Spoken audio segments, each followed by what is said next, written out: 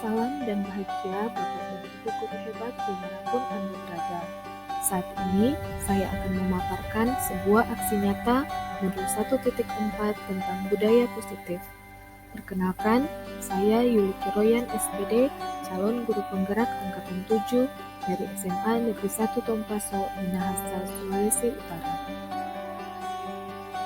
Sebelum saya melaksanakan aksi nyata ini, saya membuat suatu rancangan tindakan aksi nyata yang berisi latar belakang, tujuan, tolok ukur, lini masa tindakan yang akan dilakukan, serta dukungan yang dibutuhkan. Dalam sesi berbagi, pemahaman dan pengalaman penerapan budaya positif di sekolah saya, SMA Negeri 1 Tompaso, saya memaparkan 7 konsep utama. Yang pertama, perubahan paradigma belajar.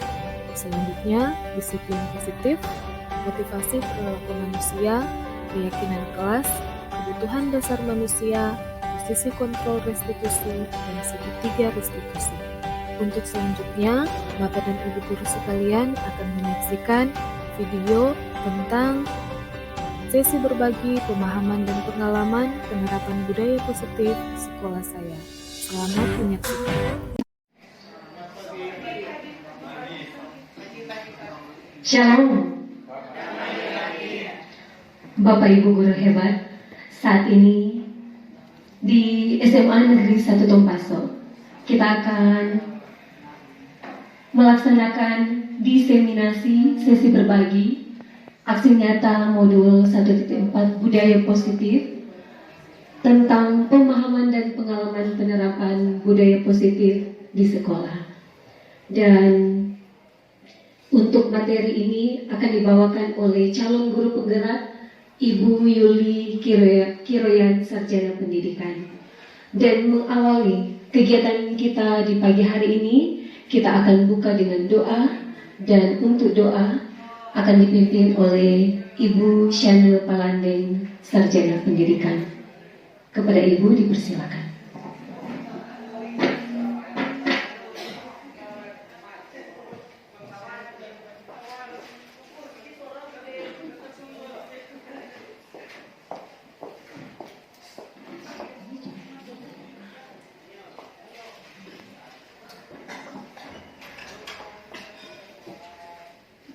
Mengawali kegiatan kita di saat ini bersama dengan calon guru penggerak yang akan memberikan materi di saat ini, Sensei Yuli Kiroyan SPD.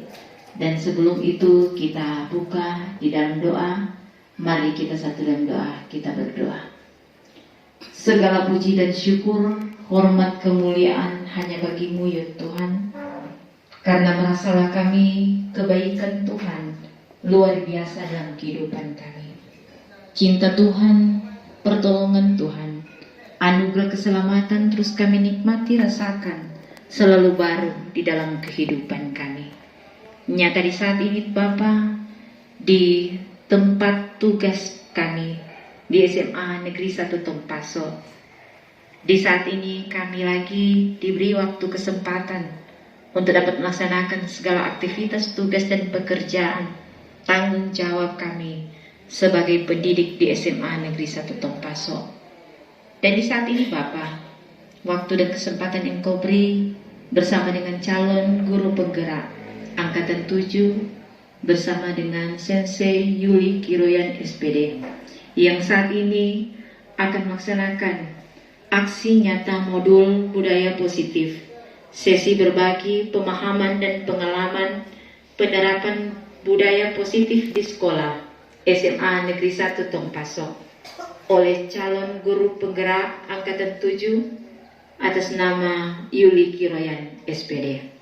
Biar Bapa di surga senantiasa memberi dia kemampuan, memberi dia hikmat, pengertian dan pengetahuan agar dia dapat menyampaikan hasil materi yang akan dibagikan kepada kami guru-guru yang ada di SMA Negeri 1 Tompaso. Engkau memberi dia kemampuan, Engkau bersama dengan dia.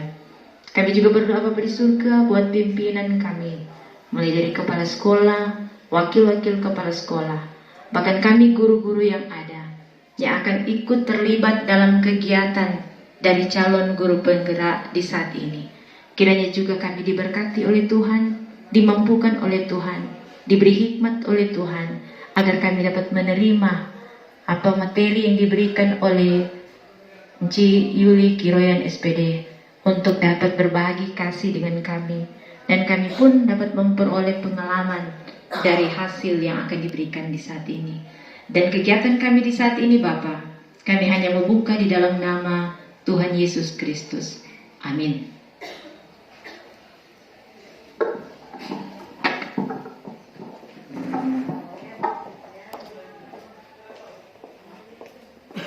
Sebelum kita masuk pada sesi berbagi pemahaman dan pengalaman penerapan budaya positif di sekolah, kita akan mendengarkan sambutan dari pimpinan sekolah. Dalam hal ini akan disampaikan oleh Wakil Kepala Sekolah Bidang Kesiswaan, Bapak Dr. Andes James Pai. Kepada Bapak dipersilakan. Salam sejahtera bagi kita semua. Shalom. Damai di hati. Pada kesempatan yang berbahagia ini, izinkan kami dalam pertemuan ini mau sampaikan bahwa Ibu Kepala Sekolah tidak bersama dengan kita dalam kegiatan ini sehubungan dengan ada tugas dan tanggung jawab yang harus beliau lakukan yang tidak bisa ditinggalkan sehingga beliau izin untuk tugas luar. Bapak Ibu saudara-saudara yang saya hormati, pada pagi hari ini kita boleh lagi diundang bersama oleh salah satu teman guru kita. Dalam hal ini Ibu Sensei Yuli Kiroyan, Sarjana Pendidikan. Suatu kebanggaan tersendiri bagi kita, keluarga besar SMA Negeri 1 Tompaso, sehubungan Enci Sensei Yuli Kiroyan, Sarjana Pendidikan, boleh masuk sebagai calon guru penggerak angkatan ke-7 ini. Dan sesuai dengan tugas dan tanggung jawab sebagai seorang calon guru penggerak, maka tentu sekali ada begitu banyak hal-hal, tugas-tugas yang harus diselesaikan sebagai seorang calon guru penggerak. Termasuk kegiatan kita hari ini, Ibu Sensei Yuli Kiroyan SPD akan melaksanakan tugas dan tanggung jawabnya untuk memberikan materi tentang penerapan budaya positif. Karena itu, atas nama pimpinan sekolah, mengharapkan kepada kita semua, keluarga besar SMA Negeri 1 Tompaso, guru-guru, pegawai tata usaha, ketika kita mau dilibatkan kegiatan ini, mari kita tunjang, kita dukung, agar apa yang menjadi harapan dan cita-cita dari calon guru penggerak ini semuanya boleh sukses dan berhasil karena dukungan kita bersama. Karena itu, saya atas nama Kepala Sekolah SMA Negeri 1 Tompaso menyampaikan selamat dan selamat berkegiatan. Tuhan Yesus akan memberkati kita semua.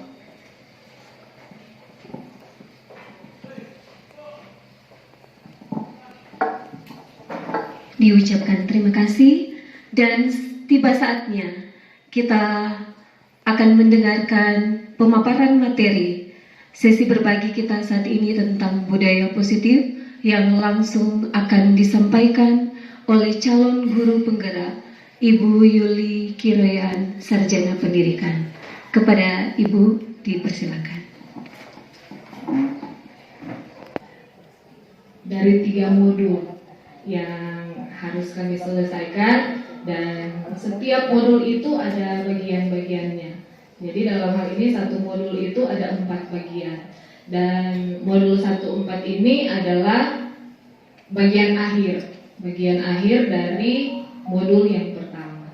Jadi mulai bulan ini kami akan masuk dalam modul yang kedua. Dan ini adalah tugas akhir kami di modul yang pertama. Bapak Ibu, seperti yang Bapak Ibu lihat di depan ini,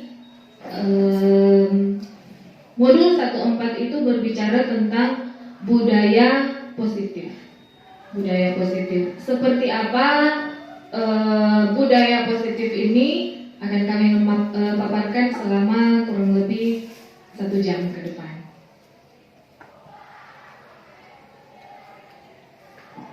Nah, untuk saya sebagai seorang guru penggerak, saya merumuskan garis besar dari modul 1.4 ini seperti ini. Posisi kontrol guru sebagai manajer dengan penerapan segitiga restitusi dalam menciptakan budaya positif di sekolah kita SMA Negeri 1 Tumpaso. Jadi kalau Bapak Ibu mungkin melihat dari kalimat yang ada di depan ini, ada banyak istilah. Ya, saya yakin ada banyak Bapak dan Ibu guru yang sudah pernah mendengar, sudah pernah mempraktekkan, bahkan melaksanakan istilah-istilah yang ada di sini. Yang pertama ada posisi kontrol, ya, posisi kontrol. Kemudian ada manajer. Selanjutnya ada segitiga restitusi.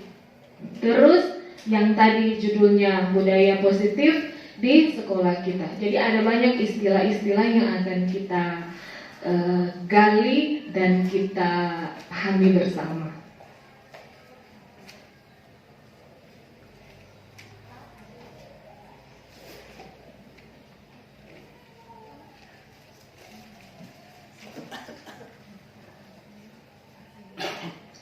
Untuk modul ini saya punya 7 konsep utama, Bapak Ibu. 7 konsep utama di modul ini. Yang pertama, perubahan paradigma belajar. Yang kedua, disiplin positif. Yang ketiga, motivasi perilaku manusia. Yang keempat, keyakinan kelas. Yang kelima, kebutuhan dasar manusia, posisi kontrol restitusi, dan segitiga restitusi. Apa semua ini? Jadi nanti kita belajar satu-satu. Tidak butuh waktu lama. Diharapkan sesudah kami mengadakan aksi berbagi pemahaman dan pengalaman, istilah-istilah ini akan tersimpan di dalam pikiran dan perasaan Bapak Ibu, bahkan terwujud dalam tindakan kita sebagai guru di sekolah kita tercinta. Kita mulai dengan kegiatan yang pertama. Bapak Ibu, di sini ada gambar. Ada gambar setuju atau tidak setuju. Nah, setuju atau tidak setuju ini bukan benar salah ya Bapak Ibu. Saya mau minta pendapatnya dari Bapak dan Ibu sekalian. Yang pertama, saya minta Bapak Ralfi Maki. Poin yang pertama, hukuman dapat mendisiplinkan anak. Kalau menurut Bapak Ralfi ada di posisi apa? Setuju atau tidak setuju? Ya, kalau seorang guru sebetulnya sangat setuju apabila anak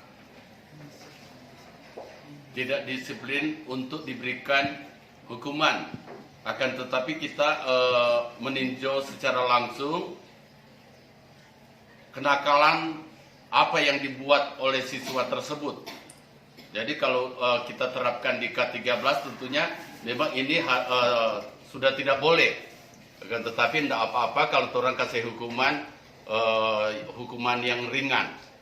Contoh misalnya berikan hukuman, ya katakanlah berdiri untuk mengerjakan tugas. Itu saja dulu. Oke, terima kasih. Jadi Bapak Ralfi setuju. Oke. Adakah yang tidak setuju? Mohon Bapak Ibu yang tidak sependapat dengan Bapak Raffi, adakah yang ingin memberikan pendapat? Ibu Laurina, silakan.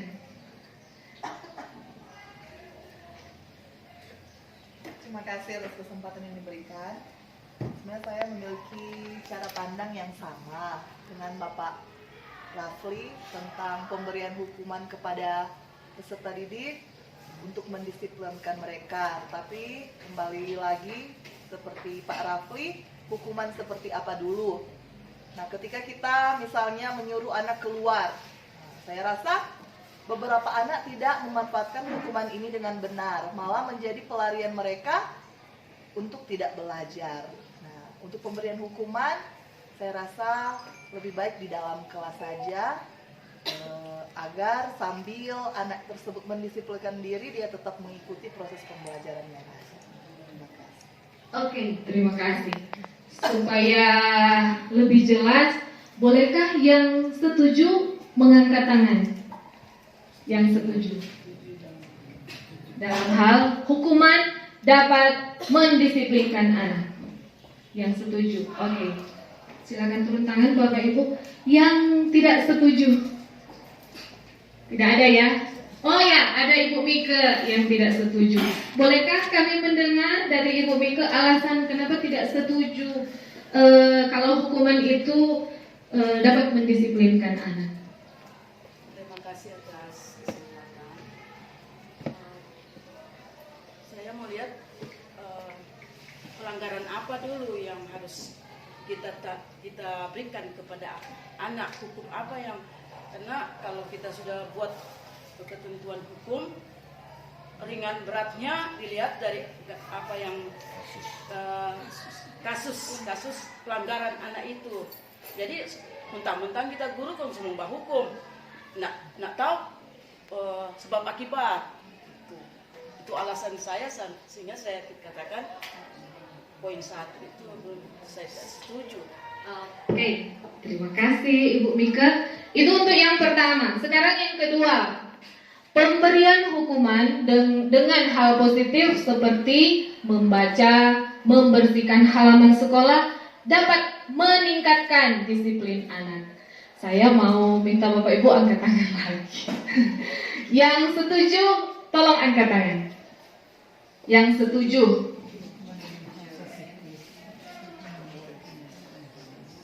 Ya, silakan turun tangan Bapak Ibu. Yang kurang setuju? Tidak ada ya. Jadi untuk yang kedua ini bulat. Yang ketiga, memberi penghargaan dapat meningkatkan motivasi belajar anak. Jadi kalau tadi hukuman ya membaca atau berdiri di depan kelas atau bersihkan halaman, terus itu dapat meningkatkan disiplin anak. Menurut Bapak Ibu setuju ya. Kemudian yang ketiga, penghargaan. Penghargaan itu berarti apa? Pujian, hadiah, ya. Oke. Memberi penghargaan dapat meningkatkan motivasi belajar anak. Yang setuju silakan angkat tangan. Ya, silakan turun tangan Bapak Ibu. Yang kurang setuju silakan angkat tangan. Semua setuju kan? Berarti orang punya pemikiran, pokoknya kalau kasih pujian, kasih hadiah itu bisa meningkatkan motivasi belajar anak. Oke. Bapak Ibu, kita sekarang masuk pada bagian yang pertama, perubahan paradigma belajar. Ya. Berubah paradigma belajar dari ke-13 ya, KTSP ke-13. Sekarang kita masuk ke dalam kurikulum Merdeka. Perubahan seperti apa yang dimaksud dalam hal ini? Mari kita main game lagi. Di sini ada permainan cobalah buka, ya. kita akan melakukan kegiatan cobalah buka. Jadi masing-masing cari pasangan. Masing-masing mencari pasangan. Ya, ada yang jadi A, iya itu pasti. Bapak Ram tidak menjadi Kathleen, ya, pasti berpasangan. Jadi putuskan siapa yang A, siapa yang B. Ya, yang jadi A harus menyimpan sesuatu yang sangat berharga dalam genggamannya. Ya, pegang. Anggaplah di dalam orang genggaman itu ada sesuatu. Ya, ada sesuatu. Jadi yang jadi A dan jadi B. Anda perlu menjaga benda itu sekuat tenaga, ya, karena pokoknya itu yang paling berharga bagi Anda, ya, paling berharga. Surat pegadaian kah itu, ya, surat apakah itu, cincin kawin kah itu, pokoknya itu berharga sekali. Anggaplah itu, pokoknya ada sesuatu. Sekarang yang itu yang A, ya, berarti yang A pegang baik-baik. Sekarang yang jadi B, tugas yang B sekarang.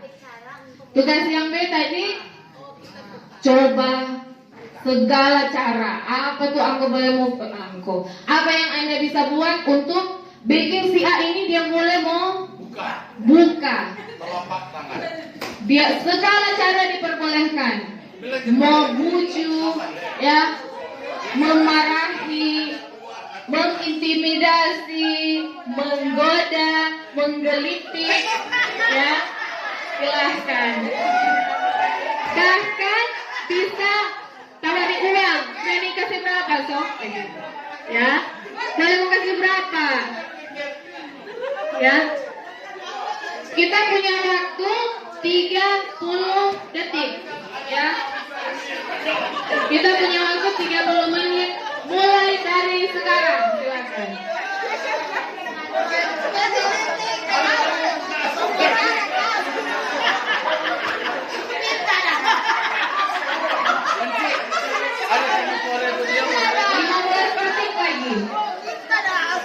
Jadi sebentar Para Mulia, apakah ada yang berhasil membuka?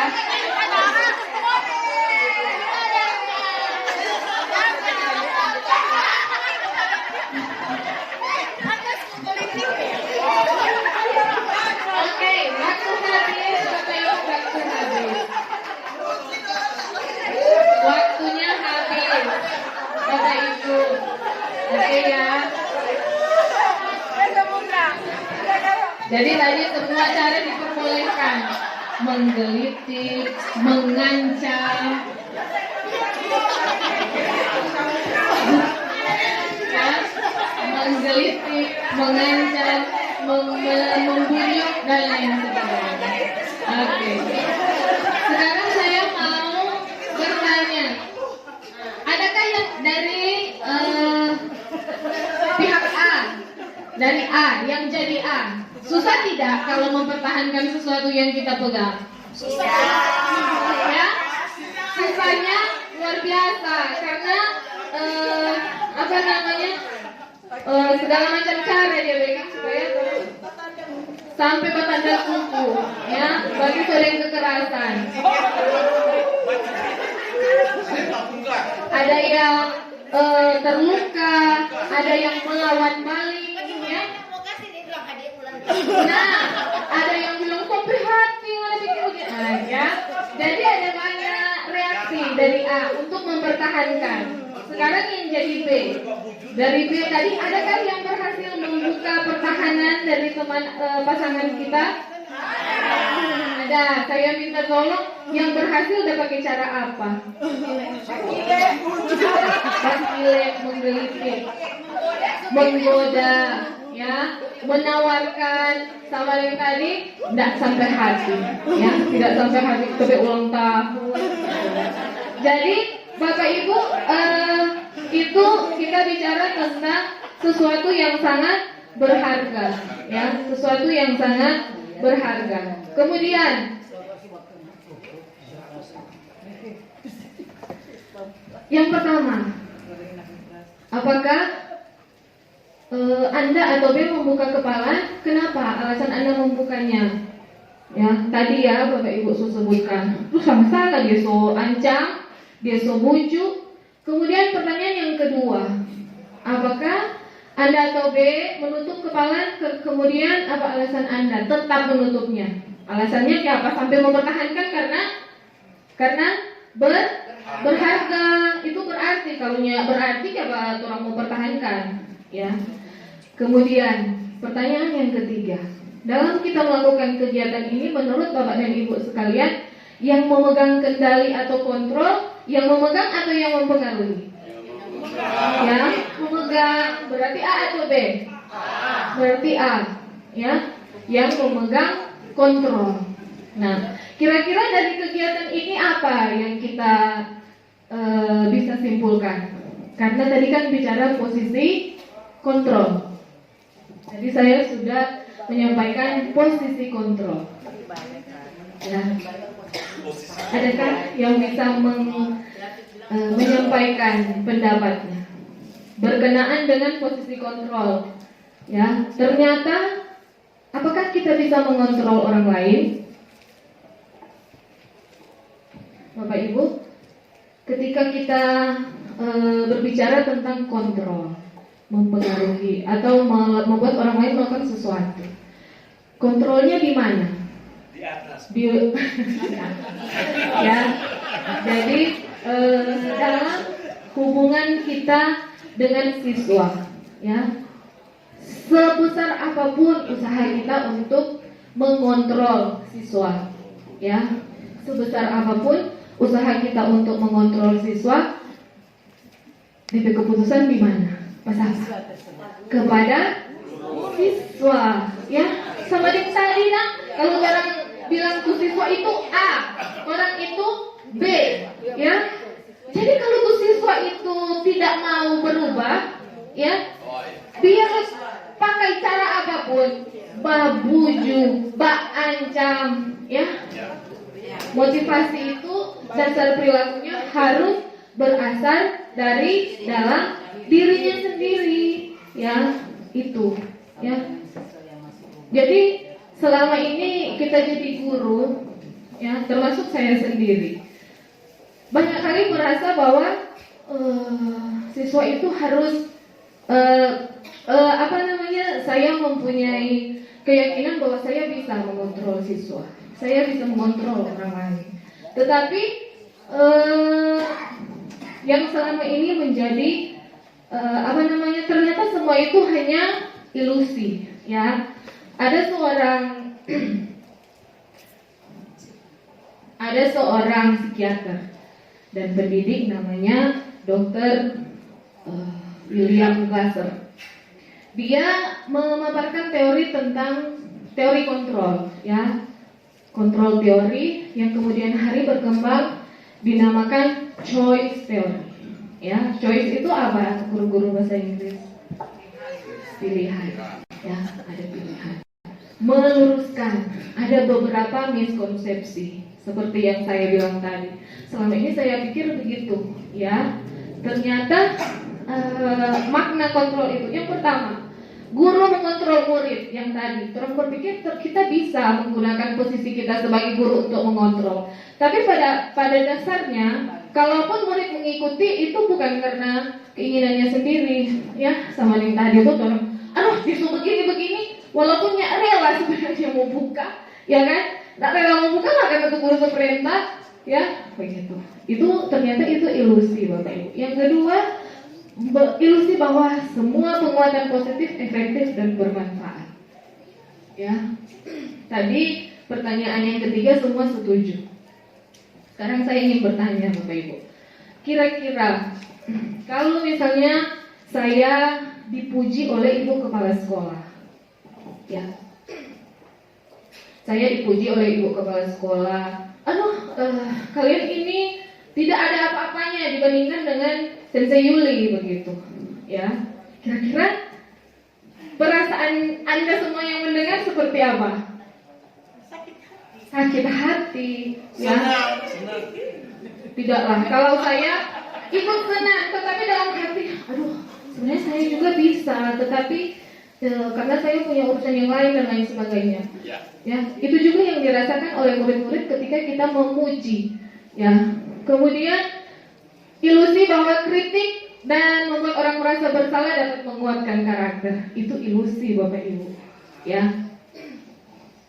Ketika kita membuat orang merasa bersalah, bukan karakternya yang lebih kuat, tetapi dia membuatnya menjadi pribadi yang gagal. Ya.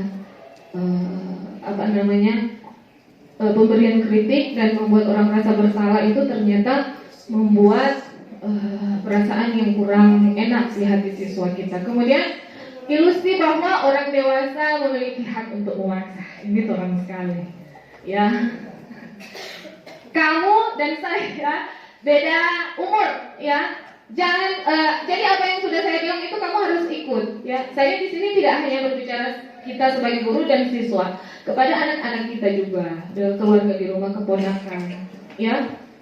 Pokoknya kalau mama atau bapak sudah bilang harus ikut begitu. Pokoknya kalau Om Bintang tadi bilang dia berani melawan, ya, begitu.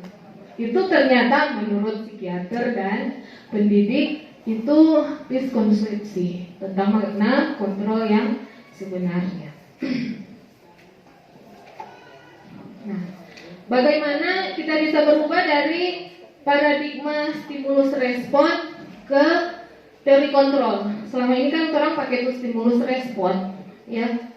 Stimulus respon, ada stimulus, ada respon. Yang pertama, mudah-mudahan terbaca. Kalau yang waktu stimulus respon, kita menganggap semua orang punya kebutuhan sama, ya, sama semua. Tetapi kalau teori kontrol, realitasnya kebutuhan kita berbeda, Bapak Ibu. Ya, begitu juga dengan teori siswa. Siswa itu kebutuhannya beda-beda. Ya. Ada yang butuh diakui, ada yang memang secara kebutuhan dasarnya belum terpenuhi. Jadi beda-beda. Kemudian semua orang melihat hal yang sama. Orang cuma melihat, misalnya orang mengajar satu materi, orang pikir orang melihatnya dari arah yang sama, tapi ternyata gambaran masing-masing itu berbeda. Ya, ketika melihat satu objek, ya misalnya pohon, begitu. Ada yang fokus di daun, ada yang fokus di buah, ada yang fokus di batang, ya, ada fokus latar belakang. Ternyata beda cara pandang siswa dan seterusnya. Ya, kita jadi di bawah menurut teori kontrol ini, kalau kita ingin membuat kemajuan perlahan sedikit, yang harus kita ubah bukan orang lain, tetapi sikap dan perilaku kita, Bapak Ibu. Ya. Jadi bagaimana cara kita merubah? Tentunya yang harus diubah lebih dulu itu kerangka acuan kita. Ya, kita harus selesai dengan diri sendiri, baru kemudian kita bisa mengubah orang lain. Dalam hal ini anak-anak kita atau para peserta didik. Nah, mari kita meninjau kembali penerapan disiplin di dalam kelas kita. Ya, penerapan disiplin. Gimana dan kalau misalnya mau menerapkan disiplin? Caranya seperti apa? Ya, apakah yang selama ini sudah efektif? Ya, jadi konsep menegakkan disiplin itu harus berpusat pada siswa, kemudian memerdekakan siswa. Jangan cuma merdeka, memandirikan juga, ya. Jadi kalau mereka merdeka tetapi tidak mandiri, nah berarti ada yang salah, ya. Ya, tadi sudah disinggung soal disiplin positif. Kalau kita mendengar kata disiplin, ya, adakah yang bisa memberikan pendapatnya, Bapak Ibu? Apa itu disiplin? Saya minta pendapatnya Cik Rahel. Menurut Cik Rahel, kalau dengar kata disiplin, apa yang Cik Rahel pikirkan? Disiplin ya sama dengan tertib,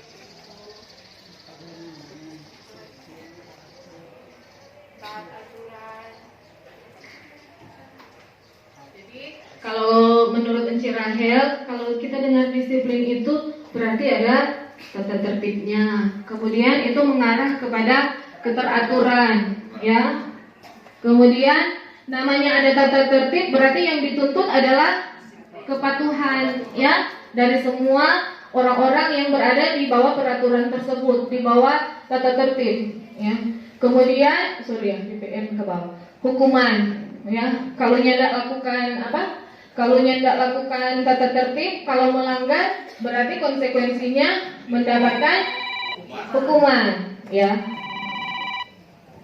Nah, Bapak Ibu, dalam kita menciptakan lingkungan positif, yang harus kita tinjau kembali adalah strateginya. Ya.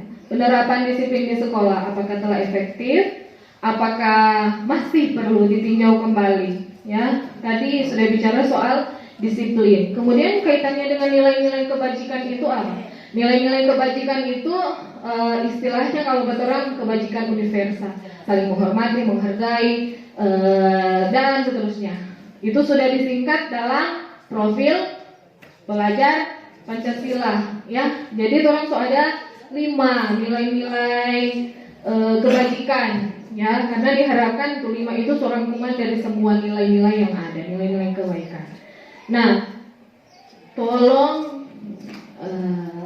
di suara tumor Nerpalan, bisakah minta tolong bacakan kalimat ini?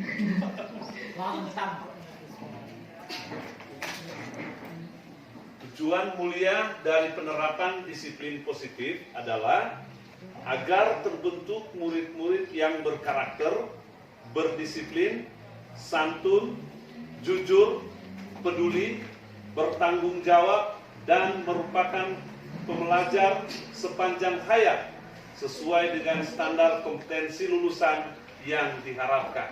Jadi ini tujuan disiplin positif ya Bapak Ibu, fokusnya ke siswa ya, karena fokus kita adalah siswa.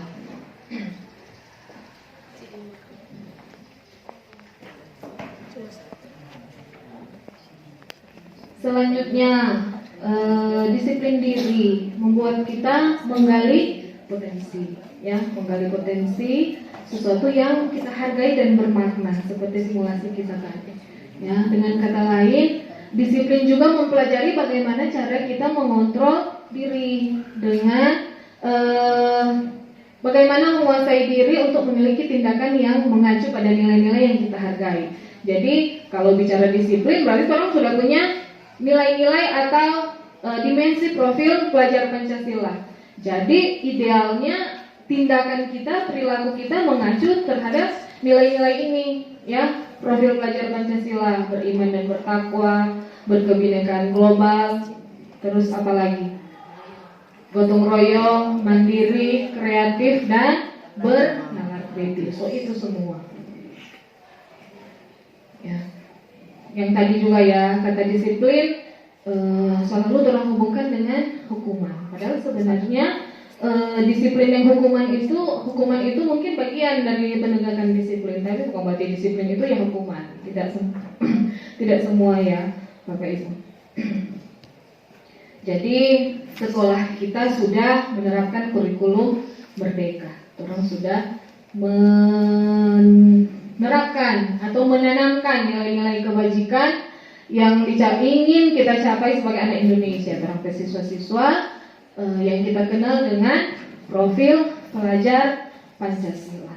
Nah, yang tadi Bapak Ibu, motivasi perilaku manusia. Ternyata dari setiap dari setiap perilaku yang kita lakukan itu ada dasarnya. Ya, mari kita tanyakan pada diri sendiri, mengapa kita melakukan segala sesuatu? Pernahkah kita melakukan sesuatu untuk mendapat pujian atau senyuman dari orang lain? Atau untuk dapat hadiah? Atau untuk mendapatkan uang? Terus, apakah kita melakukan sesuatu karena adanya dorongan dari profil lingkungan? Karena dorong bikin begitu ya berarti saya juga ikut. Atau apalagi kira-kira alasan orang melakukan sesuatu? Menurut ahli, secara keseluruhan ada 3 motivasi perilaku manusia. Yang pertama, Ibu Shana minta tolong bacakan yang pertama.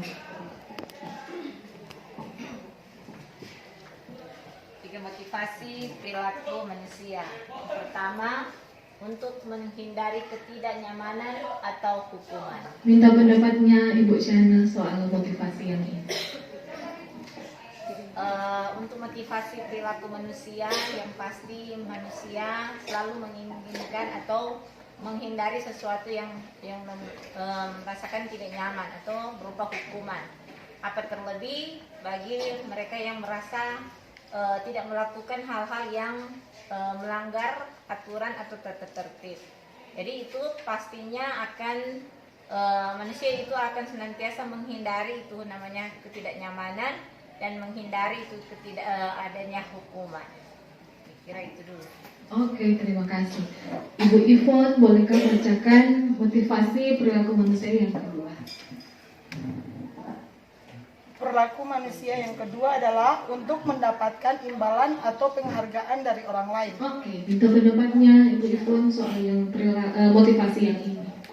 Jadi ini berkaitan perilaku manusia di sini adalah manusia melakukan sesuatu itu hanya untuk mendapatkan pujian atau penghargaan ataupun imbalan yang dari apa yang ia lakukan. Tindakan nyata misalnya mungkin anak itu ingin mendapatkan nilai yang tinggi hanya karena ingin mendapatkan hadiah dari orang tua. Oke, terima kasih, jawaban yang bagus sekali. Motivasi yang ketiga, Ibu Helmi tolong bacakan. Motivasi perilaku manusia yang ketiga, yang mendasari seseorang berperilaku. Motivasi yang ketiga untuk menjadi orang yang mereka inginkan dan menghargai diri sendiri dengan nilai yang mereka percaya. Oke, minta pendapatnya Bu Helmi soal motivasi yang ketiga. Motivasi yang ketiga itu dari dalam atau dari luar?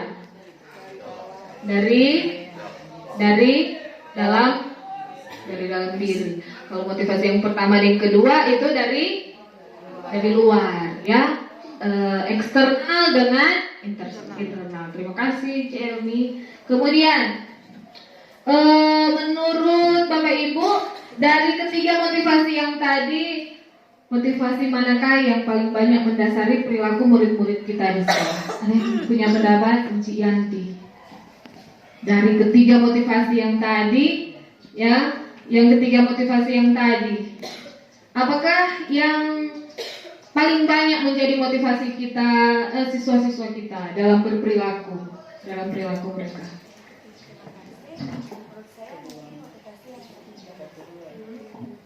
Menjadi orang yang dikaitkan dan menghargai diri mereka sendiri dengan nilai-nilai yang mereka punya. Jadi apa yang mereka dapatkan kembali ke mereka sendiri. Kemudian mereka. Oke, jadi terima kasih. Menurut Encik Yanti, motivasi anak-anak kita perilakunya sehari-hari karena sudah memotivasi dari diri sendiri. Adakah yang punya pendapat yang lain? Ya, Ibu Yvonne, silakan. Terima kasih atas kesempatan yang diberikan. Karena saya mengajar informatika, yang terjadi kebanyakan saya membaur dengan siswa dan saya berteman dengan siswa. Dari situ banyak yang curhat dan sebagainya. Maka yang saya pilih kebanyakan siswa yang berada di kelas 10. Ini contoh sampelnya saja karena saya mengajar di kelas 10. Kebanyakan untuk menghindari ketidaknyamanan atau hukuman. Mengapa? Karena hal ini kebanyakan anak yang datang di sekolah hanya karena takut mendapat hukuman dari orang tua. Itu yang pertama. Yang kedua, orang sebagai guru kebanyakan orang tidak menyentuh hati nurani siswa. Orang hanya mentransfer nilai, tapi orang ingin tahu apa yang siswa alami. Jadi mungkin siswa itu hanya dia mengikuti apa yang guru berikan, tapi dengan rasa ketidaknyamanan. Terima kasih. Terima kasih. Kemudian, strategi apa yang selama ini kita terapkan dalam menerapkan budaya positif? Strateginya apa, Bapak Ibu? Kemudian hasilnya bagaimana terhadap perilaku murid-murid kita. Adakah yang punya pendapat? Saya sudah menerapkan strategi seperti ini dan hasilnya seperti ini. Adakah Ibu Kathleen? Ujian. Terima kasih. Strategi saya di dalam mengajar di kelas, memang pertama saya dikenal oleh siswa memang tegas, karena memang setiap saya masuk kelas, kalau saya lihat memang kelasnya belum berapi, tidak disiplin, walaupun cuma dilakukan oleh satu dua orang, tetapi namanya saja inilah setitik merusak susu sebelanga. Jadi saya memang marah untuk semua satu kelas itu, tetapi sesudah itu saya dekati siswa yang memang ada bikin kasus di kelas. Saya dekati, namun pertama memang saya marah secara pribadi pada siswa itu, tapi yang pertama saya marah untuk keseluruhan. Sesudah itu saya hubungi siswa tersebut, marah secara pribadi. Setelah saya lihat dia sudah berubah, saya dekati, saya berikan mandat kepada dia untuk menjaga keamanan di kelas pada jam mata pelajaran. Terima kasih. Mantap sekali. Ya, jadi Ici Kathleen sudah menerapkan strategi, ya, memberikan pemahaman dulu di kelas besar, kemudian mendekati secara pribadi siswa yang menunjukkan perilaku tidak disiplin. Oke. Tadi kita sudah membahas tentang hukuman dan penghargaan. Apakah bisa terbaca contoh kasusnya? Ya, Iva kurang menguasai pelajaran matematika, ya, si Iva ini. Kemudian sehingga pada saat pelajaran itu berlangsung, ini Iva ini diam, ya, banyak berdiam diri, cuma menggambar. Ya, padahal pelajaran matematika cuma gambar-gambar ayam, bebek, pohon. Kemudian guru matematika DP nama Bapak Seno, menanyakan pertanyaan. Jadi ini Mer ini disudah lihat, ini Iva ini ya terkira kok dia ya. Oke, kok ini Mer sekali, ya. Mer ini bilang, pokoknya langsung bilang kemari, kalau 2x kuadrat tambah 5x kurang 5c berapa? Gitu. Ya. Nah, si Iva ini karena memang lagi blank, kaget, ya, kaget. Kemudian dia berusaha menjawab, bukannya lebih parah, ya, lebih jadi sesudah itu karena dia segugup, mungkin dia kelihatan bodoh waktu itu. Jadi dari teman-teman tertawa semuanya, ya, tertawa. Kemudian si Mer ini langsung bilang itu rasangan, ya, ya. So itu kalau Mer baru jelaskan betul kira, ya. Jadi ini Mer ini kesedihan, iya ketawa aku kalau ke dia supaya dia rasa, ya. Terus bukannya Mer ini kasih tenang, dia tambah maju nggak di muka. Jadi dia teman-teman suka tawa akang kok nggak suruh maju di muka, tunjuk ke hidung karena pokoknya berdiri nggak tunjuk hidung selama saya mengajar, ya.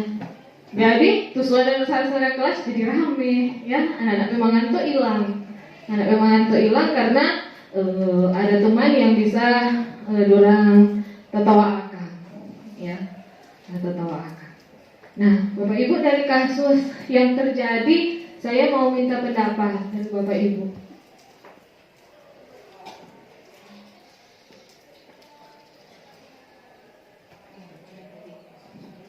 Pendapatnya, apakah ada yang setuju dengan tindakannya Bapak ini? Tindakannya Bapak Mer ini? Apakah yang ada yang tidak setuju? Mengapa? Apa yang ada yang setuju? Adakah? Ya? Kalau yang setuju, bolehkah tunjuk tangan? Tidak ada. Yang tidak setuju? Oke. Saya mau minta pendapatnya Ici Evelyn Arberes. Kenapa tidak setuju? Alasannya apa? Menurut pendapat saya, mempermalukan seorang siswa yang tidak memahami materi yang kita ajarkan itu mungkin akan lebih memperparah si siswa itu. Yang pasti siswa itu akan lebih kalau dia tidak senang dengan pelajaran matematika, pasti dia akan lebih lagi tidak senang dengan pelajaran matematika. Nah, kalau saya memang selama sudah 35 tahun saya mengajar, saya tidak pernah mempermalukan siswa, walaupun si siswa itu memang kadang-kala di hati merasa jengkel kalau kita melihat sementara yang lain memperhatikan atau mengerjakan tugas yang kita berikan, kemudian ada siswa yang hanya bermain, pasti kita merasa jengkel. Tetapi cara saya mendekati siswa tersebut, kemudian menanyakan apa permasalahannya. Kalau si siswa tersebut mengatakan tidak mengerti, nah saya membimbing khusus siswa tersebut supaya dia mengerti, dan yang pastinya mungkin dia akan tertarik dengan pelajaran matematika. Terima kasih. Baik, terima kasih. Ini penjelasan langsung karena kasusnya pelajaran matematika dijawab langsung oleh guru matematika. Nah, pertanyaan yang kedua, kalau menurut Bapak Ibu, ini tindakan yang benar ini adalah sebuah hukuman atau konsekuensi? Nah, kita sudah dapat dua istilah, ya.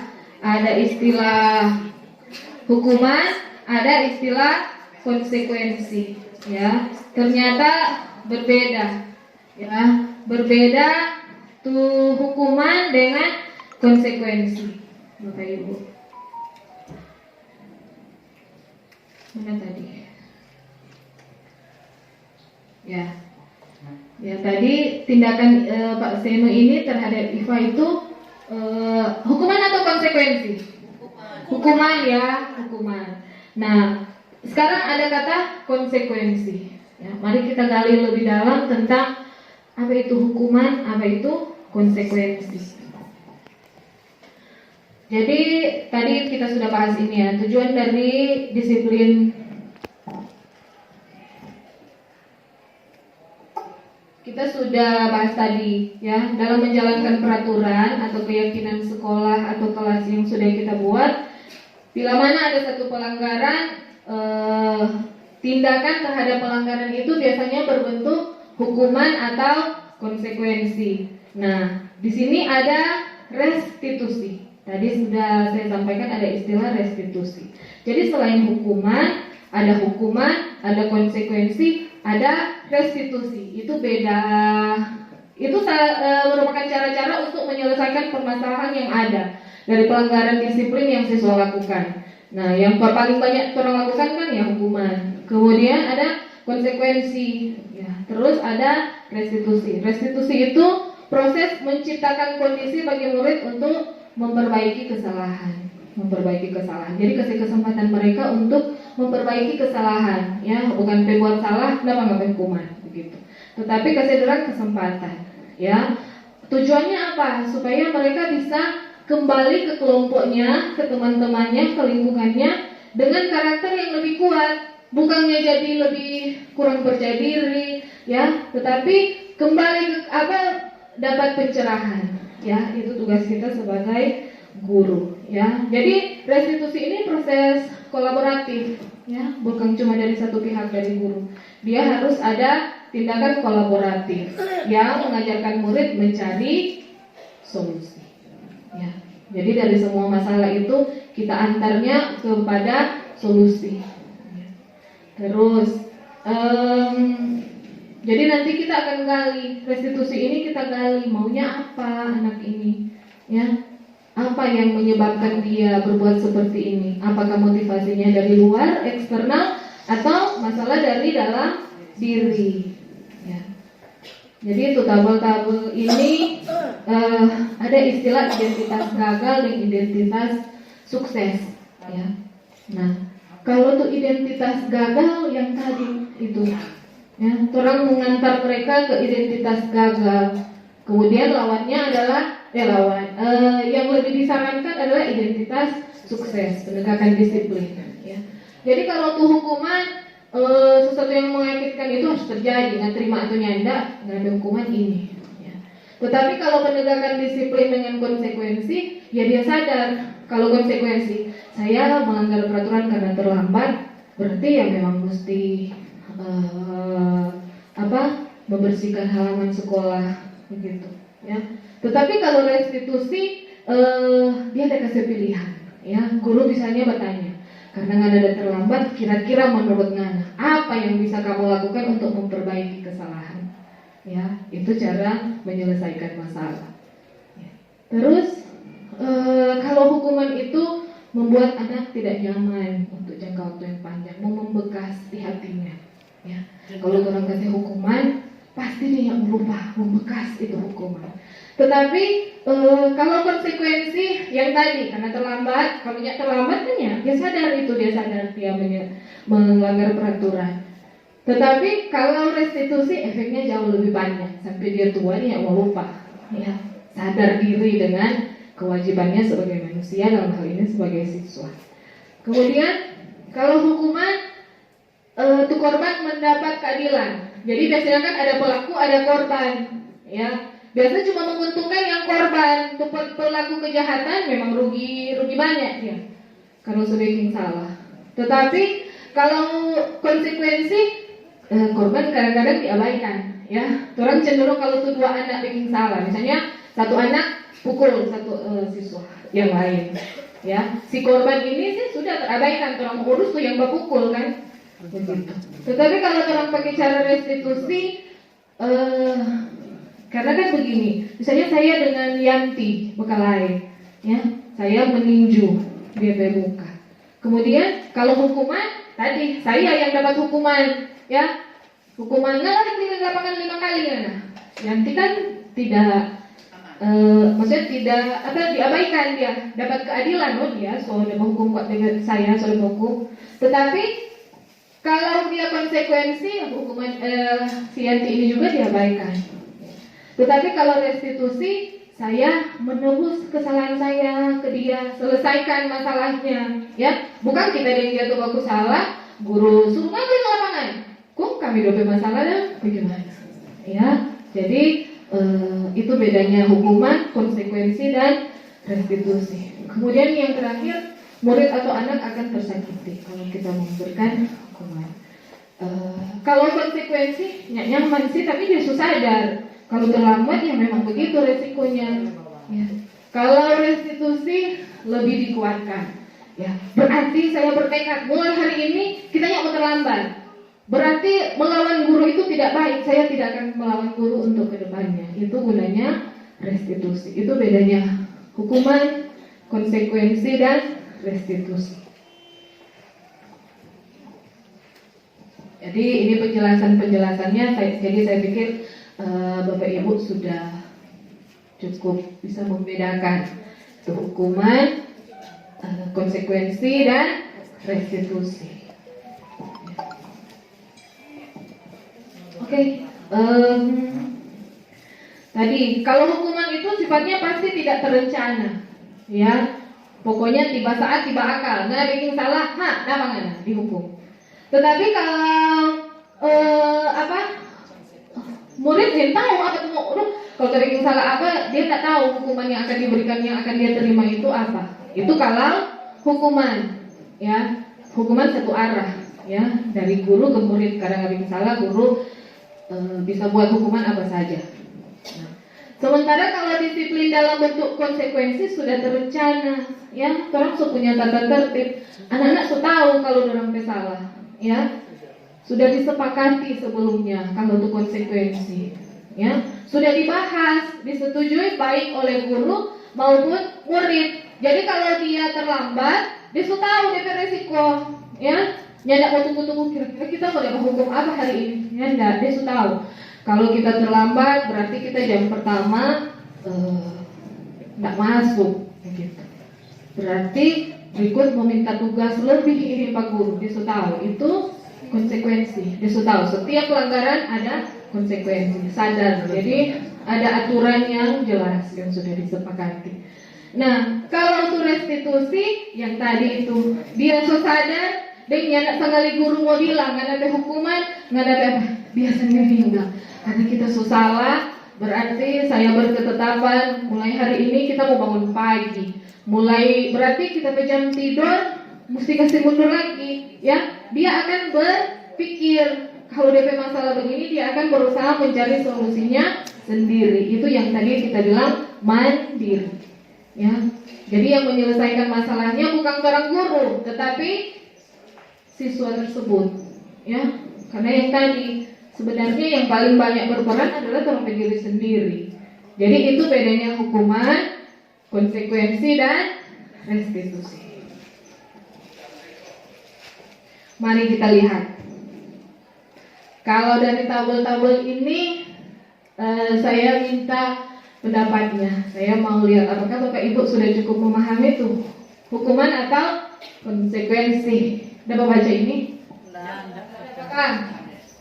Mencatat 100 kali dalam buku kalimat saya tidak akan terlambat lagi karena terlambat ke sekolah. Hukuman atau konsekuensi? Mencatat saya tidak akan terlambat 100 kali ini karena terlambat ke sekolah. Hukuman. Yang kedua, lari keliling lapangan basket 2 kali karena terlambat hadir di sekolah. Hukuman atau konsekuensi? Hukuman. Membersihkan coretan yang dibuat di meja tulis. Konsekuensi. Murid diminta untuk push up 5 kali karena tidak pakai masker ke sekolah. Hukuman. Mengganti kertas tugas teman yang sudah dicoret-coret karena dicoret-coret. Konsekuensi, ya.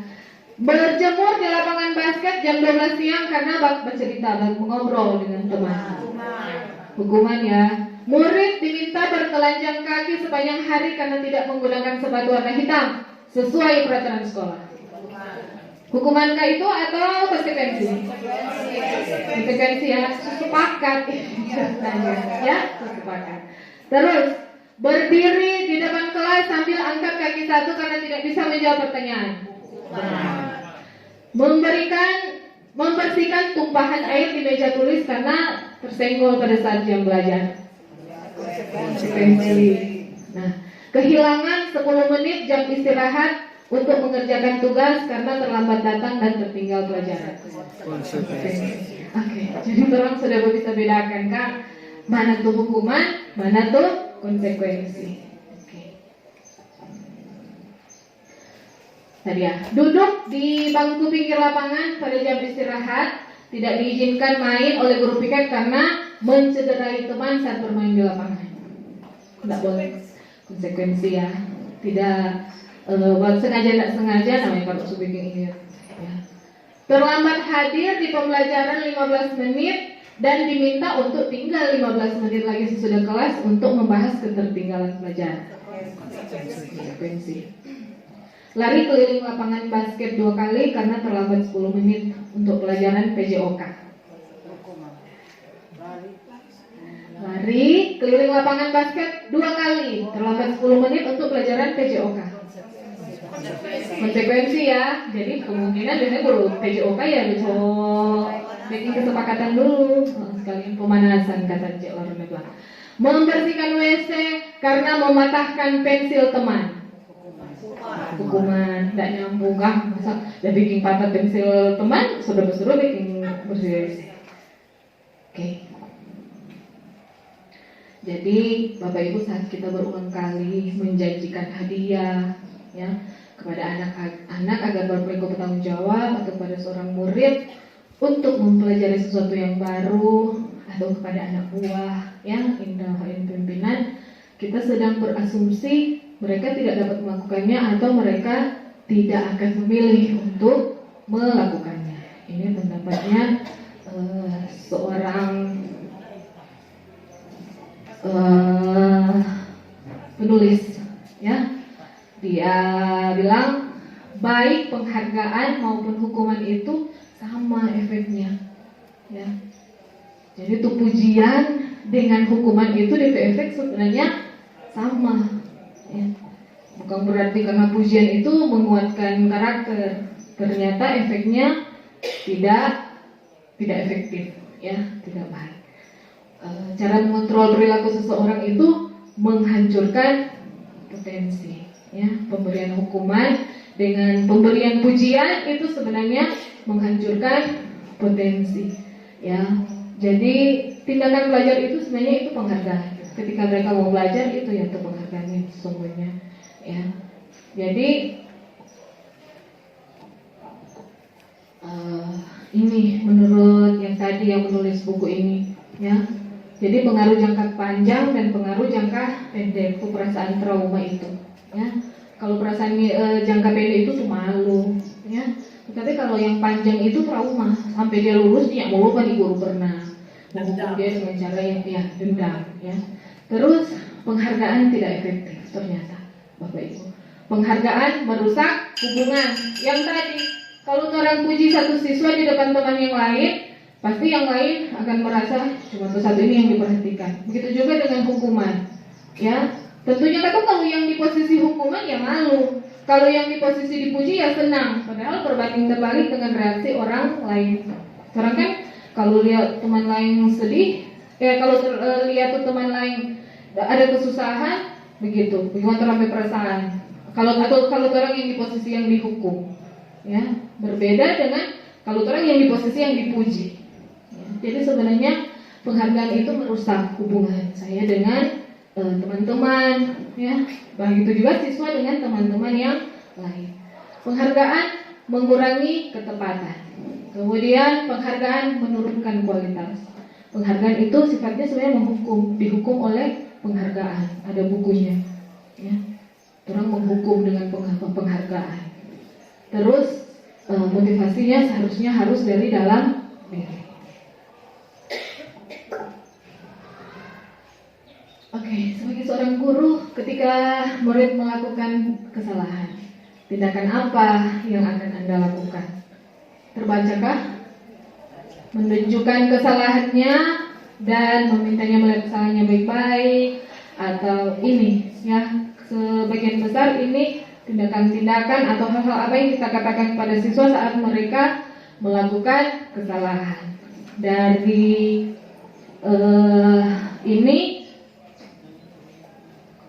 adakah yang melakukan hal-hal ini, Bapak Ibu? Adakah?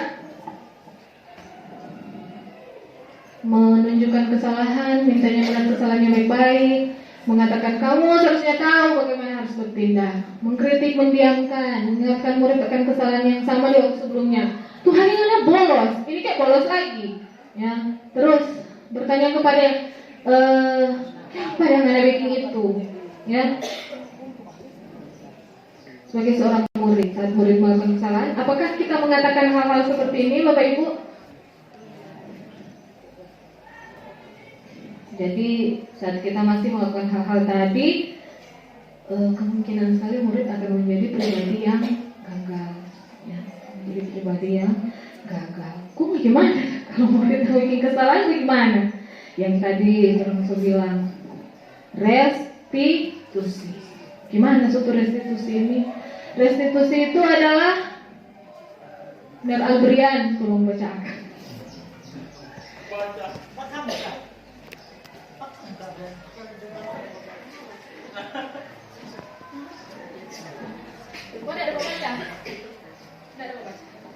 Terima kasih atas kesempatan yang diberikan. Restitusi adalah proses menciptakan kondisi bagi murid untuk memperbaiki kesalahan mereka, sehingga mereka bisa kembali pada kelompok mereka dengan karakter yang lebih kuat. Restitusi juga proses kolaboratif yang mengajarkan murid untuk mencari solusi untuk masalah dan membantu mereka memperbaiki, berpikir tentang orang seperti apa mereka inginkan dan bagaimana mereka harus memperlakukan orang lain. Jadi ini tuh restitusi, Bapak Ibu.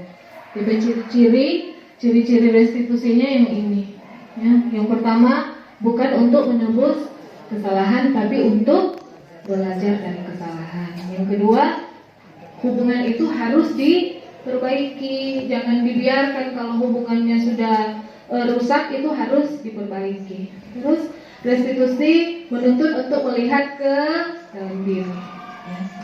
Jadi kita gali nilai-nilai apa yang sesuai yakini, ya. Jadi orang melihat ke dalam diri anak didik kita. Terus mencari kebutuhan dasar yang mendasari tindakan. Pada dasarnya setiap tindakan manusia itu ada hubungannya dengan kebutuhannya. Ya, dia butuh apa sampai dia ada kebutuhan yang tidak terpenuhi sampai dia berperilaku seperti ini. Terus restitusi diri adalah cara yang dipandang paling baik, ya, karena dia fokus pada solusi, cari jalan keluarnya. Terus yang tadi, yang ini juga yang cukup penting, mengembalikan murid yang berbuat salah kembali kepada kelompoknya, ya.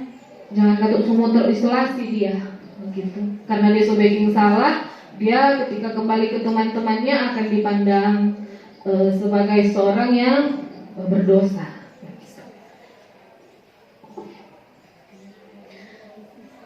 Keyakinan kelas, ya.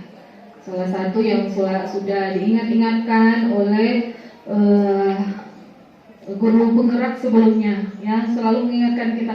Kalau dulu ada istilah kesepakatan kelas, sekarang istilahnya diperbaharui menjadi keyakinan kelas, ya. Keyakinan kelas itu yang jadi fondasi arah tujuan sekolah kita atau kelas di mana kita mengajar, jadi landasan dalam pemecahan masalah atau konflik yang terjadi di kelas kita, ya. Jadi keyakinan kelas itu fungsinya banyak, Bapak Ibu. Kalau tolong sebagai keyakinan kelas, pembentukan keyakinan kelasnya seperti ini, ya. Beda sedikit sekali perbedaan peraturan dengan keyakinan kelas, ya. Jadi kalau peraturan itu lebih rinci dan konkret.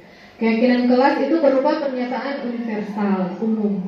Kemudian pernyataan keyakinan kelas senantiasa dibuat dalam bentuk positif. Berarti tidak ada kata jangan.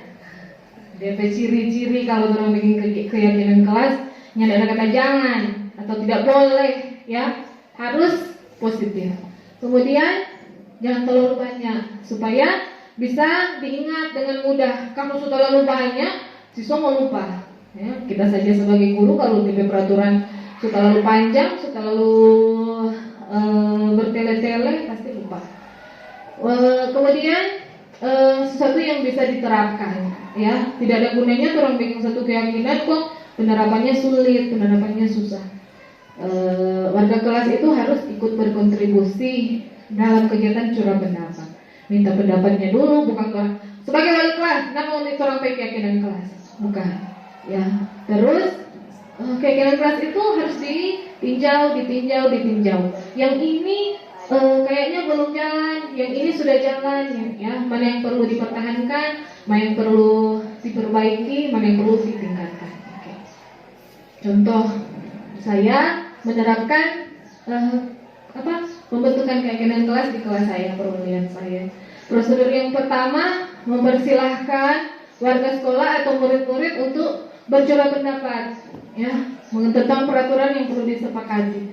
Jadi tulis siswa yang maunya apa, ya. Saya mau suasana kelas yang seperti ini. Pokoknya diberikan kebebasan, tulis apa saja pendapat mereka, ya. Jadi catat di papan tulis, ya. Kalau sama yang ini tempel di papan tulis, ya. Tempel. Jadi tulis dulu, kasih waktu mereka berpikir, merumuskan. Terus sesudah itu menyusunnya. Kalau sudah tulis, menyusun sesuai dengan prosedurnya tadi, ya. Pikirkan dulu, tuliskan dulu. Lalu tempel di depan, ya, bawa di muka. Sebenarnya kalau ada karton, ada apa saja bisa digunakan. Kalau hal ini saya papan tulis, ya, tempel semua, ya, ditempel. Kemudian dari situ mulailah dibahas satu-satu, karena pasti ada yang sama, Bapak Ibu, ya. Tidak boleh terlambat, bajunya harus rapi, saling menghormati, jangan bully teman, jangan berkata kasar. Pasti itu akan muncul dari semua catatannya anak-anak, ya. Kemudian Jadi tinjau dulu DP surat pendapat, baru kemudian mesti sama-sama kesepakatan. Kalau sudah, jadi ini contoh waktu saya buat keyakinan kelas, tanda tangan, ya ditandatangani oleh pengurus kelas. Ini contohnya. Ada beberapa anak-anak yang menandatangani, dalam hal ini pengurus kelas, ketua kelas waktu itu menandatangani di papan tulis, ya. Yang lain tinggal kirim. Bagaimana lah cara kita untuk melegalkan, ya, melegalkan kesepakatan atau keyakinan kelas yang sudah terbentuk. Nah, jadilah keyakinan kelas kita seperti ini, Bapak Ibu. Ada 6, ya. Tepat waktu datang, tepat waktu pulang, saling menghormati guru dan murid sama siswa dan menghormati gurunya, disiplin seragam, pakai seragam yang rapi, kemudian menjaga kebersihan, terus ada senyum, salam, sapa, ya, harus bersikap yang baik, harus sopan santun. Yang terakhir, mandiri dan bertanggung jawab. Jangan tergantung kepada guru, jangan tergantung pada orang lain, harus bertanggung jawab, berani berbuat, berani bertanggung jawab. Ini kesepakatan kelas yang saya buat di kelas saya. Ini contoh, hanya contoh saja bagaimana cara membuat kesepakatan kelas. Nah, kalau ada ini, Bapak Ibu, gampang sekali, ya, akan lebih mudah untuk kita menerapkan disiplin positif, ya, di sekolah, di kelas kita. Kalau anak-anak sudah meyakini hal ini, dorang sudah tahu kalau tidak dalam tepat waktu, sudah tahu apa dorang mau baking, ya. Nyandak mesti ingat setiap satu anak baking salah, dorang pasti ingat. Anak yang lain baking salah, dorang sudah tahu karena sudah sepakat dan sudah yakin semuanya untuk, karena ini kan asalnya dari dorang juga. Nah,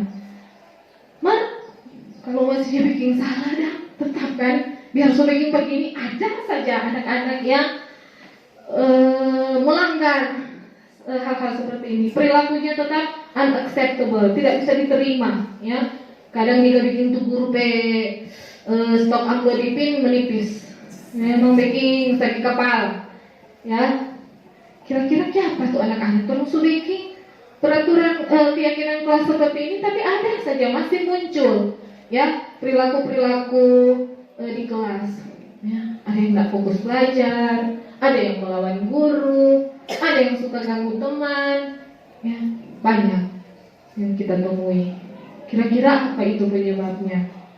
Bapak Ibu, ada kebutuhan dasar manusia, ya, orang semua, bukan cuma siswa, tetapi juga guru, ya. Ada 5 kebutuhan dasar manusia. Yang pertama, kebutuhan bertahan hidup, makanan, pakaian, istirahat, rumah, keamanan, kesehatan. Itu kebutuhan dasar, kebutuhan bertahan hidup. Yang kedua, kebutuhan akan kasih sayang dan rasa ingin diterima, ya, itu kebutuhan Bapak Ibu. Rasa diterima, dipedulikan, berbagi, diajak kerjasama, itu kebutuhan. Yang ketiga, kekuasaan dan penguasaan. Jadi mau diakui dia, ya, saya mau diakui bahwa saya ini hebat, begitu, ya. Jadi dari harga diri, keinginan untuk dianggap, mau dianggap, saya ada ini, jangan kau kira kitanya ada, gitu. Itu kebutuhan akan pengakuan atas kemampuannya. Terus kebutuhan akan kebebasan. Kebebasan berarti berhak untuk memilih, ya, kebutuhan akan pilihan. Jadi mandiri, ya. Jadi ada itu kebutuhan. Nah, kalau orang terlalu mendikte, anak-anak kita orang tak punya pilihan, mereka akan berontak, ya. Terus kebutuhan akan kesenangan, paling banyak. Anak-anak SMA ini paling banyak di sini. Kebutuhan untuk merasa senang, main-main, itu kodrat Bapak Ibu, ya. Jadi kalau terjadi itu anak-anak, suka main game, itu memang saudara festival, ya. Memang saudara kodrat sebagai anak-anak karena kebutuhannya ini. Bermain, bersenang-senang, bergembira, tertawa, itu kebutuhan. Jadi kalau perilaku-perilaku manusia itu yang tampak, bisa jadi salah satu dari kebutuhan-kebutuhan ini tidak terpenuhi, Bapak Ibu, ya. Jadi kalau tuh anak, orang jaga lihat, katanya anak ini rupanya nggak bisa sekali fokus, tolong cari tahu dulu. Jangan-jangan memang ada masalah dari rumah, ya. Jangan-jangan karena hidupnya terlalu banyak aturan, kebetulan dia tidak bisa memilih. Jangan-jangan dia sudah ada kesempatan bermain, sudah ada kesempatan tertawa, ya. Itu juga berlaku kepada orang sesama guru, ya. Kebutuhan kita beda-beda, ya. Saya butuh yang nomor 1, Cik Lorina butuh yang nomor 3, Nerjovni butuh yang kelima dan lain-lain, ya. Jadi perilaku yang muncul itu kebanyakan karena tidak terpenuhinya kebutuhan-kebutuhan dasar yang ini. Nah, semua habis. Jadi semua orang senantiasa berusaha untuk memenuhi kebutuhannya, ya. Tetapi yang jadi masalah itu kalau dia berusaha untuk memenuhi kebutuhan itu dengan cara yang tidak baik. Itu yang jadi masalah. Jadi kalau orang nggak bisa dapat kebutuhan yang positif, langgarlah mereka peraturan yang ada, ya, yang tidak sesuai dengan nilai-nilai kebajikan yang diyakini, ya. Itu tuh perilaku-perilaku yang seperti itu berarti berdasar sebenarnya dari kebutuhan yang tidak terpenuhi. Nah, kalau begitu kita harus apa, ya? Harus apa dengan kebutuhan-kebutuhan yang seperti ini? Ada 5 posisi kontrol. Posisi kontrol yang orang lakukan ketika kita menghadapi masalah anak-anak itu. Terus tahu orang punya kebutuhan yang tidak terpenuhi. Nah, kalau orang bikin kesalahan, orang guru-guru ini menerapkan ini 5 posisi kontrol, ya.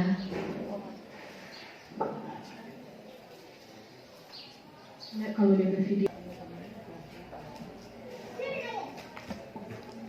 Jadi Bapak Ibu, tolong sudah lihat tadi tayangan videonya, ya. Tayangan videonya ternyata jadi guru itu 5 posisi kontrol ini sering nampak dalam keseharian kita, ya. Mari kita berefleksi. Kira-kira selama ini posisi kontrol apakah yang kita terapkan dalam usaha kita menegakkan disiplin di sekolah, ya. Jadi tadi yang pertama, ya, guru yang menerapkan posisi sebagai penghukum, ya, sebagai penghukum yang tadi seperti yang terang lihat di tayangan video tadi, ya. Pokoknya masih jarak 20 meter siswa tutup fore, ya. Coba lihat. Pokoknya kalimat-kalimat yang sering sekali diucapkan yang seperti ini. Selanjutnya posisi yang kedua adalah posisi membuat rasa bersalah, ya. Ini saya ya, saya sering mengucapkan hal-hal seperti ini. Aduh, kamu ini membuat Enci ini kecewa. Karena suka kan kalau sensei udah pemarah dari kepala sekolah itu membuat rasa bersalah, ya. Terus yang ketiga tadi adalah posisi sebagai teman. Nah, sebenarnya ini mengarah ke identitas yang positif, ya, identitas berhasil. Tetapi ada efek buruknya. Efek buruknya siswa ini cuma sayang pada efek guru yang baik-baik pada dia, ya. Kalau untuk guru lain akhirnya terbentuklah, oh kalau Sensei Yuli membaik, kalau Cik Rahel jangan berani, ya, gitu. Karena ada guru yang menerapkan posisi ini, ya. Efeknya baik sebenarnya, siswa mau patuh, tetapi efeknya cuma mau patuh kepada guru yang ini. Kalau guru yang lain tidak disukai, ya. Terus posisi yang berikutnya adalah pemantau. Nah, pemantau ini sudah termasuk ideal, walaupun masih ada sedikit rasa apa siswa itu karena taat peraturan saja, komunikasinya masih dari eksternal. Nah, yang terakhir adalah posisi manajer yang paling ideal dan yang paling susah untuk dilakukan. Karena tadi saya sempat dengar dari Bapak Ibu ada yang bilang, enggak semua siswa itu bisa diterapkan posisi-posisi yang seperti ini. Jadi dalam praktek kita keseharian memang ada kalanya kita menerapkan posisi sebagai penghukum, ya, tergantung tergantung kasusnya, ya, tergantung kasusnya. Tapi pada dasarnya kalau orang sudah memahami apa itu hukuman, apa itu konsekuensi dan restitusi, saya pikir kita semua bisa berkembang ke arah yang lebih baik yang akan mengarah kepada posisi sebagai manajer, ya, guru. Tugas kontrol bukan untuk mengatur perilaku seseorang, tetapi kita membimbing murid untuk dapat mengatur dirinya sendiri. Tidak mesti orang lain atur baru dia teratur, ya. Jadi bukannya kita memisahkan murid dari kelompoknya, tapi ketika dia kembali ke teman-temannya, dia sudah jadi lebih percaya diri, lebih mandiri, lebih bertanggung jawab. Jadi itu gunanya. Terus yang tadi posisi manajer itu adalah yang paling ideal. Nah, kalau mau jadi manajer bagaimana? Yang terakhir sekali Bapak Ibu, segitiga restitusi. Segitiga restitusi ini turunkan langkah. Kalau orang mau menerapkan posisi kontrol sebagai manajer, mari kita coba terapkan 3 langkah ini. Namanya segitiga restitusi, ya, proses dialog, ya, dialog saya dengan orang lain yang dijalankan oleh guru orang tua menghasilkan murid yang mandiri dan bertanggung jawab. Langkah yang pertama itu menstabilkan identitas, ya, stabilkan dulu identitasnya.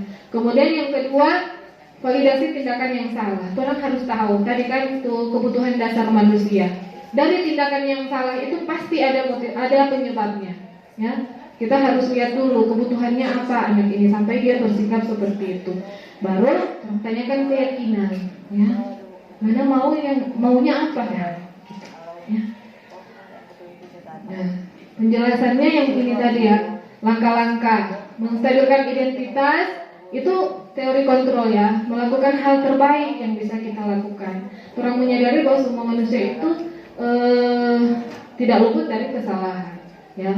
Setiap perilaku itu memiliki alasan untuk validasi tindakan kesalahan. Yang ketiga, cari tahu motivasi internal yang muncul atas perilakunya itu apa. Ya, ini penjelasan dari segitiga restitusi. Jadi kalau kita menstabilkan identitas, orang bisa pakai ini, ya, bikin dia berefleksi terhadap dirinya.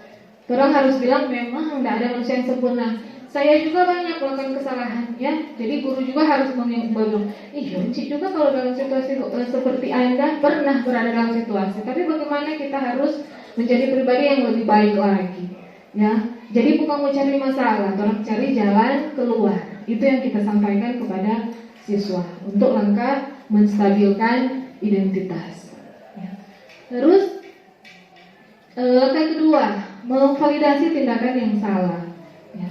Bukannya orang mau membenarkan tuh perbuatan yang salah, tetapi orang meyakini bahwa mungkin ada sesuatu, ya, ada sesuatu kenapa dia berbuat seperti itu. Terus langkah yang ketiga adalah menanyakan keyakinan. Orang tanya, ya, berarti hal-hal apa yang kamu harapkan, ya, apa keinginan yang menjadi harapan kamu itu apa, ya, apa nilai yang disepakati, apa yang kamu mau jadi orang seperti apa, ya, itu langkah-langkahnya. Jadi ketika kita melakukan hal-hal ini, pastilah kita akan bisa menjalankan posisi kontrol kita sebagai manajer, ya. Jadi bangkitkan motivasi dari siswa itu sendiri untuk mau berubah ke arah yang lebih baik. Tadi saya tampilkan ini posisi kontrol guru sebagai manajer dengan penerapan segitiga restitusi dalam menciptakan budaya positif, ya. Jadi ketika pertama di awal saya tampilkan kan banyak gambaran-gambaran yang masih kabur. Tapi yang saya harapkan sesudah Bapak Ibu mendengarkan pemaparan saya, sudah lebih dipahami kalimat ini, ya. Bagaimana kita sebagai guru menerapkan posisi kontrol sebagai manajer. Caranya seperti apa? Mari kita terapkan segitiga restitusi dalam ketika kita menerapkan itu, budaya positif di sekolah kita pasti akan muncul.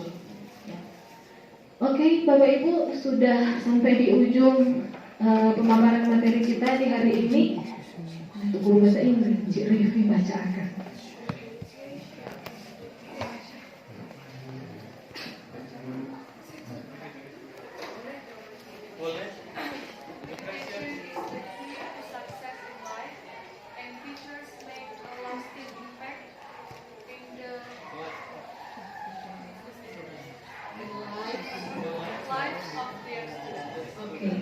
Bisakah diartikan, Encik Rivi?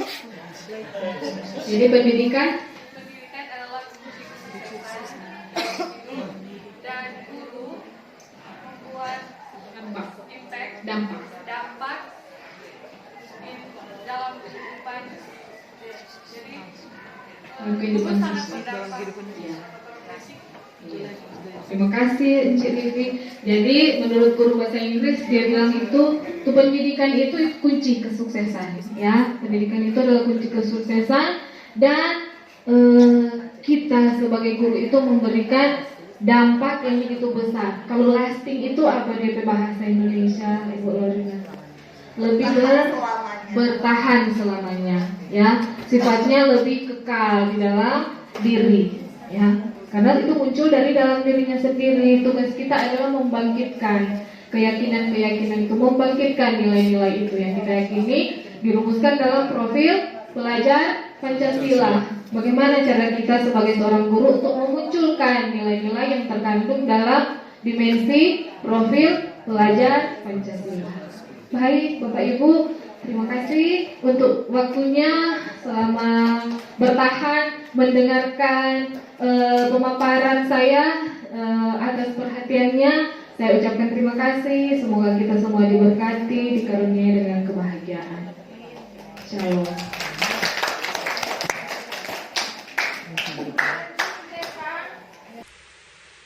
Perkenalkan, nama saya Laurina Rahmatia Jafar, Sarjana Pendidikan, Guru Bahasa Inggris dari SMA Negeri Setompaso. Saat ini saya akan menyampaikan beberapa hal yang menjadi bahan refleksi saya terhadap diseminasi yang telah diselenggarakan oleh calon guru penggerak Angkatan 7 atas nama Yuli Kiroyan Sarjana Pendidikan di SMA Negeri Setompaso dalam sesi berbagi yang terdapat dalam modul 1.4. Ada begitu banyak hal yang telah kami pelajari dalam diseminasi tadi, dan secara pribadi saya sebagai guru merasa sangat senang, merasa sangat bersyukur boleh mengikuti sesi ini karena pengetahuan dan pemahaman saya sebagai guru secara pribadi telah diperbaharui lewat apa yang boleh disampaikan oleh calon guru penggerak Angkatan 7 yang ada di sekolah kami, yaitu Yuli Kiroyan, Sarjana Pendidikan. Begitu banyak hal yang boleh kami terima, salah satunya tentang pemahaman, hukuman, dan penghargaan. Nah, hukuman dan penghargaan ini sangatlah melekat erat dengan khususnya saya sebagai guru bahasa Inggris dengan proses belajar mengajar saya sehari-hari.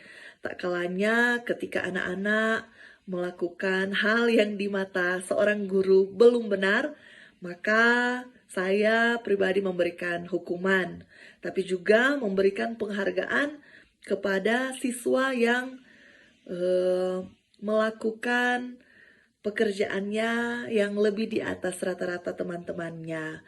Namun dengan pemahaman yang telah diberikan tadi telah membuka mata saya bahwa hukuman dan penghargaan ini sejatinya tidaklah benar atau belum dikatakan efektif karena dari penjelasan tadi dikatakan bahwa hukuman maupun penghargaan ini hanya mendatangkan dorongan eksternal kepada peserta didik. Nah, yang menjadi kerinduan di mana peserta didik ini memiliki dorongan internal atau dalam dari dirinya sendiri sehingga tanpa paksaan, tanpa stimulus, tanpa rangsangan dari luar, maka peserta didik menjadi pribadi, menjadi insan yang benar-benar mengerjakan segala sesuatu dengan berdasarkan kemauannya sendiri, berdasarkan hatinya, dan menjadi insan yang membanggakan, bukan karena ia terpaksa, bukan karena ia ingin menjadi baik di mata orang lain, namun benar-benar semua berasal dari hatinya. Terima kasih. Perkenalkan, nama saya Helmi Rorim Pandey. Saya guru ekonomi di SMA Negeri 1 Tompaso.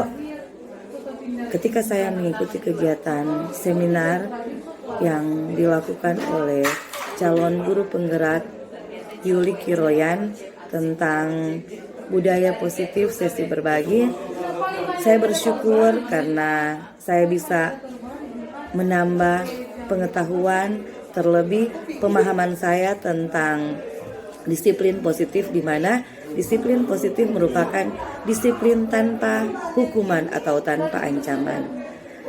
Menerapkan disiplin positif dapat meningkatkan motivasi intrinsik atau motivasi yang berasal dari dalam diri siswa dan kesadaran siswa dalam membentuk karakter positif. Disiplin positif dapat tumbuh ketika guru tepat dalam memilih posisi dan restitusi. Kita tahu bersama bahwa posisi kontrol guru itu ada 5. Yang pertama sebagai penghukum, pembuat merasa bersalah, teman, pemantau, dan sebagai manajer. Dari kelima posisi kontrol ini, apabila kita menginginkan perubahan dari dalam diri siswa untuk menjadi siswa yang lebih baik, kita perlu menerapkan posisi yang sekiranya dapat membuat siswa responsif dan mampu memperbaiki kesalahannya. Harapan dan rencana ke depan, siswa dapat membuat keyakinan kelas sebagai pedoman dalam menuntun siswa dalam membangun budaya positif di sekolah. Dengan menerapkan segitiga restitusi, murid bisa memperbaiki kesalahan mereka dan memilih karakter yang lebih kuat dan kembali kepada kelompok mereka. Mungkin demikian yang boleh saya dapat. Terima kasih, Tuhan memberkati. Berikut ini merupakan cara merumuskan keyakinan kelas, di mana keyakinan kelas merupakan suatu fondasi dan arah tujuan sebuah kelas yang akan menjadi landasan dalam memecahkan konflik atau permasalahan di dalam kelas. Pembentukan keyakinan kelas bersifat lebih abstrak daripada peraturan yang lebih rinci dan konkret. Keyakinan kelas juga berupa pernyataan-pernyataan universal. Pernyataan keyakinan kelas senantiasa dibuat dalam bentuk positif dan hendaknya tidak terlalu banyak sehingga mudah diingat dan dipahami oleh semua warga kelas. Keyakinan kelas sebaiknya merupakan sesuatu yang dapat diterapkan di lingkungan tersebut, dan semua warga kelas hendaknya ikut berkontribusi dalam pembuatan keyakinan kelas lewat kegiatan curah pendapat. Dan pada akhirnya, semua warga kelas harus bersedia meninjau kembali keyakinan kelas dari waktu ke waktu. Berikut ini merupakan dokumentasi pembentukan keyakinan kelas saya. Langkah yang pertama adalah mempersilahkan warga sekolah atau murid-murid di sekolah untuk bercurah pendapat tentang peraturan yang perlu disepakati di kelas. Kemudian mencatat semua masukan-masukan dan warga sekolah bisa melihat hasil curah pendapat tersebut. Langkah selanjutnya yaitu menyusun keyakinan kelas sesuai dengan prosedurnya.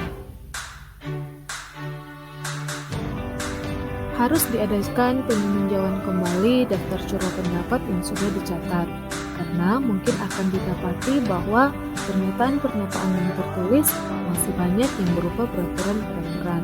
Selanjutnya, mengajak warga sekolah atau murid-murid untuk menemukan nilai kebajikan atau keyakinan yang dituju dari peraturan tersebut. Langkah berikutnya yaitu meninjau ulang keyakinan kelas secara bersama-sama. Seharusnya setelah beberapa peraturan telah disatukan menjadi beberapa keyakinan, maka jumlah butir pernyataan keyakinan akan berkurang. Sebaiknya keyakinan kelas tidak terlalu banyak, bisa berkisar antara 3 sampai 7 prinsip atau keyakinan. Karena jika terlalu banyak, maka maka warga kelas akan sulit mengingatnya dan akibatnya akan sulit untuk dijalankan. Setelah keyakinan kelas selesai dibuat, maka semua warga kelas dipersilakan untuk meninjau ulang dan menyetujuinya dengan menandatangani keyakinan kelas tersebut, termasuk guru dan semua warga murid.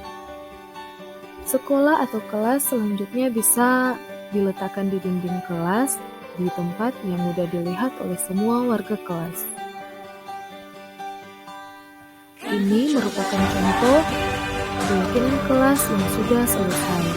Dan keyakinan kelas yang sudah dibuat ini berisi 6 poin dan mencakup segala curah pendapat yang sudah disampaikan oleh warga kelas. Demikianlah penjelasan tentang keyakinan kelas dan budaya positif pada secara umumnya. Atas perhatian Bapak dan Ibu sekalian, saya ucapkan terima kasih. Salam dan bahagia.